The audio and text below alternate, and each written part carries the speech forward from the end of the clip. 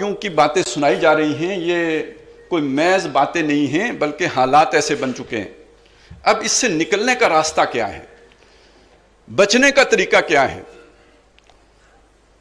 जिनको अल्लाह ताला ने समझ दी है, सोच दी है, पहली बात यह कि हम ये समझ लें कि हमारी निजात की राह उस रस्सी में है जो अल्लाह ने आसमान से जमीन तक लटकाई है।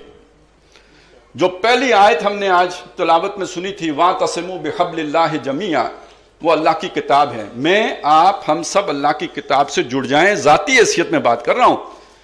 इससे मुझे वो फुरकान हासिल होगी कि मैं हक को बातिल में तमीज कर सकूं, मैं किसी दज्जाल की फरेबकारी का शिकार ना हूं, बल्कि मुझे हकीकत नजर आ जाए।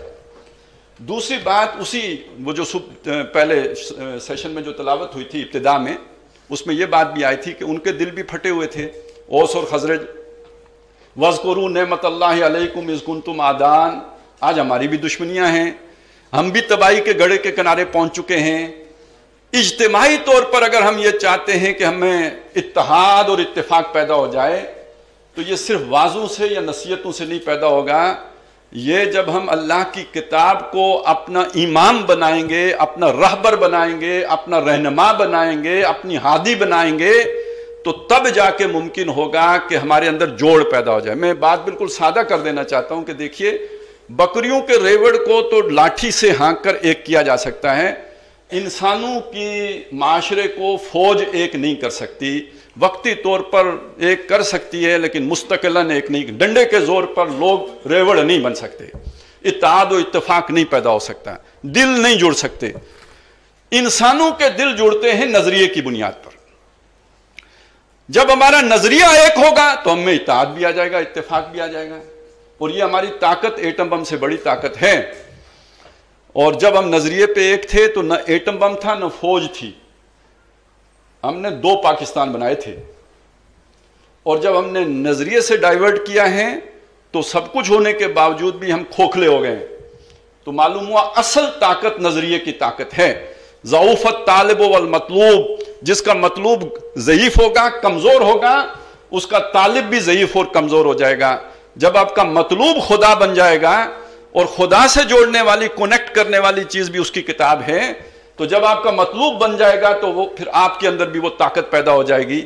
और फिर इज्तिमाइयत भी एक, जिसे ना जो तौहीद है वो वहदत में परो देगी। यही वो बुनियादी शय है कि जो पाकिस्तान को बचा सकती है। वहां पे भी जो नेमत जिसने कि उन्हें जोड़ दिया था वो कुरान की नेमत थी, और आज भी वो दौलत हमारे पास मौजूद है।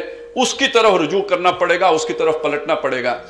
आगे रमजान आ रहा है, वो तो नुज़ूल कुरान का मौसम है और महीना है, और इसमें हम जो है अगर कम अज कम इनफरादी तौर पर ही कुरान पढ़ना शुरू करें तो कुछ न कुछ जो है वो दरवाह हो जाएंगे, और हमारा जो नफ्स अम्मारा है उसके ऊपर उसके असरात पड़ेंगे, वो ज़रा कुछ शैतान के असरात से जो है आज़ाद होगा, और हमारे जो नफ्स मुतमइन्ना है वो इत्मीनान की कैफियत तो अल्लाह के ज़िक्र से, जो सबसे कामल ज़िक्र और मुजस्सम ज़िक्र है वो कुरान है, उसके ज़रिए ही से हासिल हो सकती है।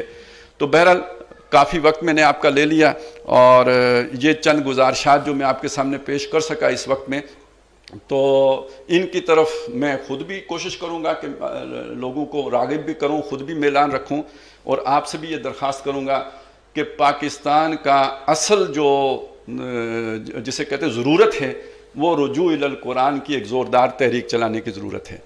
और सिर्फ एक बात और अर्ज़ कर दूं कि पाकिस्तान के वजूद को जो लाहिक ख़तरात नहीं कह रहा हूँ, जो शयातीन हैं, उनसे छुटकारे का ज़रिया भी यही है।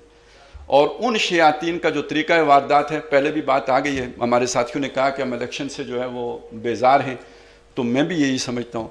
अलबत्ता इकबाल के 2 शेर सुना देता हूँ इस पूरे निज़ाम के लिए, जो खेल खेला जा रहा होता है कि इस खेल में तायुन मरातब ज़रूरी, शातिर की अनायत से तू फर्जी में प्यादा, बेचारा प्यादा तो है एक मोरा नाचीज़, फर्जी से भी है पोशीदा शातिर का इरादा।